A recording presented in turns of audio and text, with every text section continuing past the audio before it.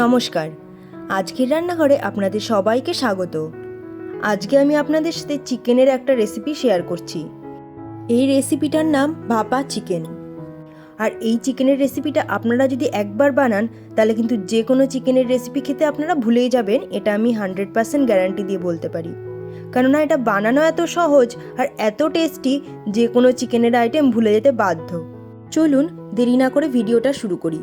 তবে তার আগে বলে নিই, আপনারা যদি আমার চ্যানেলে নতুন সাবস্ক্রাইবার হয়ে থাকেন তাহলে কিন্তু অবশ্যই চ্যানেলটা সাবস্ক্রাইব করুন।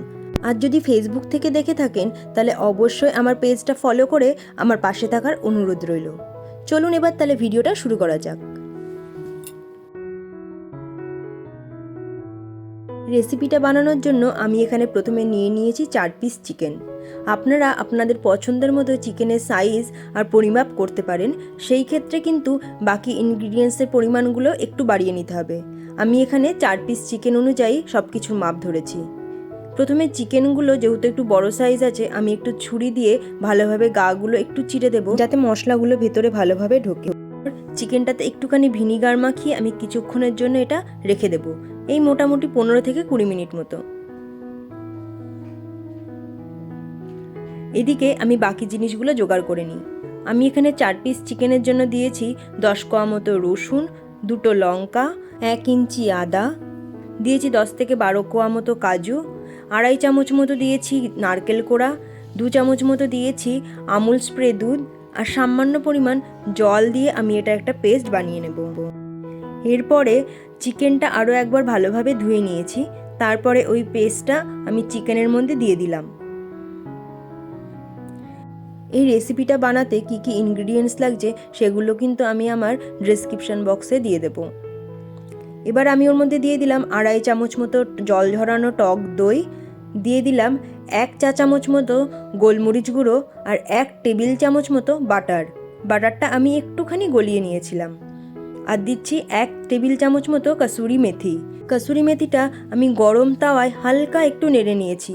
খুব বেশি নাড়লে কিন্তু কসুরি মেথি বেশি ভাজা হয়ে যাবে আর গন্ধটা কিন্তু একদমই ভালো বেরোবে না। এবার সমস্ত উপকরণ দিয়ে চিকেনটা খুব ভালোভাবে মাখিয়ে নিলাম, আর যে জায়গাগুলো আমি কেটে কেটে দিয়েছিলাম সেগুলোতে আঙুল দিয়ে খুব ভালোভাবে আরও মাখিয়ে নিলাম যাতে ওর ভিতরে মশলাগুলো খুব ভালোভাবে ঢোকে। এবার এটা 2 থেকে 3 ঘন্টা ম্যারিনেট করে রাখতে হবে। এটা যেহেতু শীতকাল সেহেতু নর্মালি বাইরে রাখলেই হবে, কিন্তু গরমকালের সময় কিন্তু এটা ফ্রিজে রাখলে ভালো হয়। 2 থেকে 3 ঘন্টা পর আমি ফিরে আসলাম। আরও একটা কথা, প্রথম অবস্থাতে কিন্তু আমি লবণ দিইনি, যেহেতু লবণ দিলে জিনিসের মধ্যে জল কাটবে, তাই লবণটা আমি যখন তৈরি করব তখন মাখিয়ে নিচ্ছি। এখানে আমি পরিমাণ মতো একটুখানি লবণ দিয়ে দিলাম, আপনারা এটা আপনাদের স্বাদ অনুযায়ী দেবেন। লবণটা দিয়ে কিছুক্ষণ সময় ধরে খুব ভালোভাবে মিশিয়ে নেওয়ার পর আমি এবার জিনিসটা তৈরি করব। একটা বাটির মধ্যে আমি একটা ফয়েল পেপার নিয়ে ঠিক এভাবে সেট করে দিলাম। ফয়েল পেপারগুলো কিন্তু আমি একটু বড় করেই সাইজে কেটেছি। দিয়ে একটা চিকেনের পিস দিয়ে আর কিছুটা গ্রেভি দিয়ে আমি এবার ফয়েল পেপারটা মুড়ে দেব।